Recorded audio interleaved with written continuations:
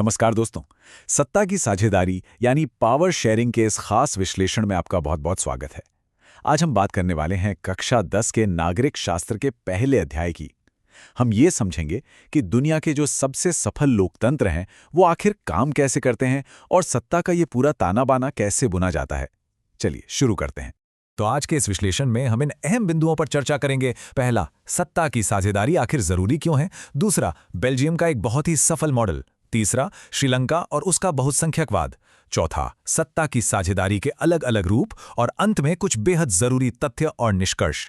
चलिए अपने पहले भाग से शुरुआत करते हैं। सत्ता की साझेदारी क्यों।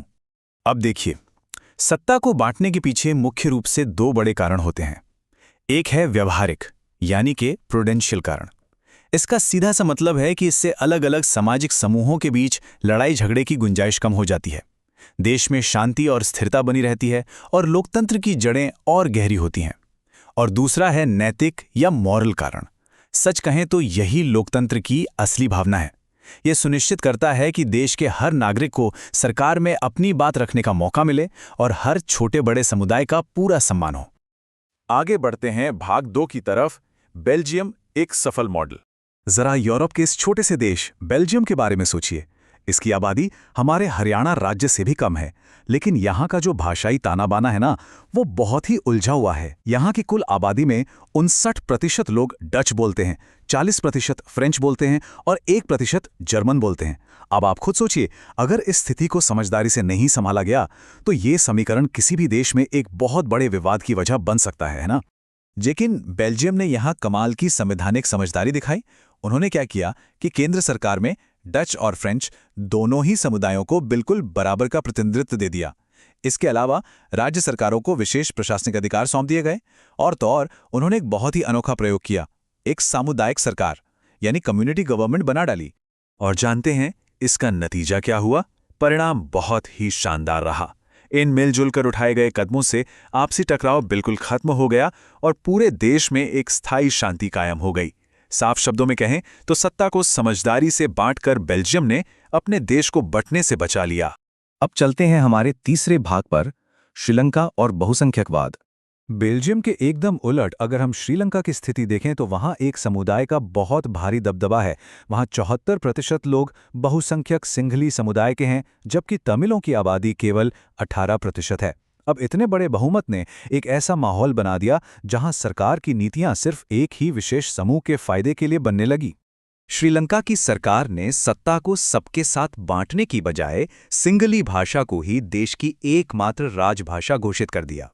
इतना ही नहीं, पढ़ाई और सरकारी नौकरियों में भी सिंघली समुदाय को ही सबसे आगे रखा गया। इन नीतियों की वजह से तमिल आबादी के साथ एक तरह का संस्थागत भेदभाव या सिस्टमैटिक डिस्क्रिमिनेशन शुरू हो गया। सरकार के इस भेदभावपूर्ण और अलग-थलग करने वाले रवैये का अंजाम बहुत ही भयानक हुआ। किनारे कर दिए गए तमिल समुदाय में गुस्सा और असंतोष बहुत तेजी से पनपने लगा और देखते ही देखते इस असंतोष ने एक बेहद दर्दनाक और विनाशकारी गृहयुद्ध यानी सिविल वॉर का रूप ले लिया। इन दोनों देशों की कहानी को अगर हम एक साथ रखकर देखें तो फर्क बिल्कुल साफ समझ आता है। एक तरफ बेल्जियम है जिसने समान प्रतिनिधित्व देकर शांति कायम की और सत्ता की साझेदारी का एक सफल मॉडल पेश किया, और दूसरी तरफ श्रीलंका है जो एक बहुत बड़ी व्यवस्थागत विफलता का उदाहरण है, जहां भेदभाव ने लोगों में असंतोष भरा और अंततः देश को गृह युद्ध की आग में धकेल दिया। आइए अब बढ़ते हैं भाग 4 की ओर, सत्ता की साझेदारी के रूप। आज के समय में जो भी स्वस्थ और आधुनिक लोकतांत्रिक व्यवस्थाएं हैं, वो मुख्य रूप से 4 अलग-अलग तरीकों से सत्ता का बंटवारा करती हैं। ये तरीके इसलिए बनाए गए हैं ताकि देश की पूरी ताकत किसी एक ही संस्था या समूह के हाथ में सिमट कर न रह जाए। चलिए इन्हें एक एक करके समझते हैं। सबसे पहला तरीका है क्षैतिज वितरण, जिसे हॉरिजॉन्टल पावर शेयरिंग भी कहते हैं। इसमें सरकार के अंगों यानी विधायिका, कार्यपालिका और न्यायपालिका के बीच शक्तियों को बांटा जाता है। इसे अक्सर शक्ति का संतुलन या चेक्स एंड बैलेंसेस कहा जाता है। दूसरा तरीका है ऊर्ध्वाधर वितरण या वर्टिकल पावर शेयरिंग। इसमें सत्ता को ऊपर से नीचे की तरफ बांटा जाता है, जैसे केंद्र सरकार, फिर राज्य सरकार और फिर स्थानीय सरकार। इसी पूरी व्यवस्था को हम संघवाद या फेडरलिज्म के नाम से भी जानते हैं। इनके अलावा सत्ता को सामाजिक और राजनीतिक स्तर पर भी साझा किया जाता है। सामाजिक स्तर पर क्या होता है कि अलग-अलग धार्मिक और भाषाई समूहों को उनके अधिकार दिए जाते हैं ताकि वो भी शासन का हिस्सा बन सकें। हमारे यहाँ की आरक्षण व्यवस्था इसका एक बहुत अच्छा उदाहरण है।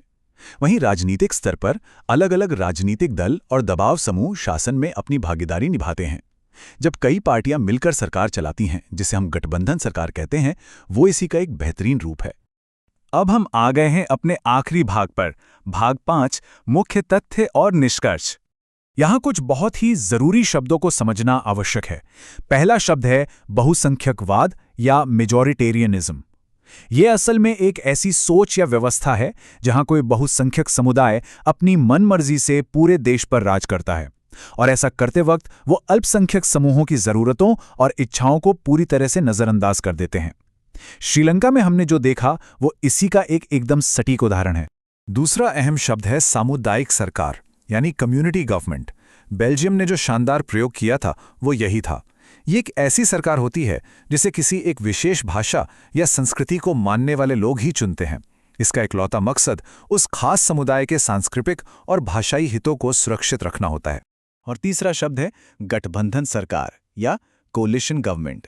जब चुनाव में किसी एक पार्टी को स्पष्ट बहुमत नहीं मिलता तो कई अलग अलग राजनीतिक दल एक साथ मिलकर सरकार बनाते हैं। सच में कार्यकारी शक्तियों को बांटने का ये एक बहुत ही व्यावहारिक तरीका है, क्योंकि इससे किसी एक ही पार्टी का दबदबा नहीं बन पाता। अगर आप परीक्षा की तैयारी कर रहे हैं तो ये 3 सवाल बार बार पूछे जाते हैं, इन्हें जरूर ध्यान में रखें।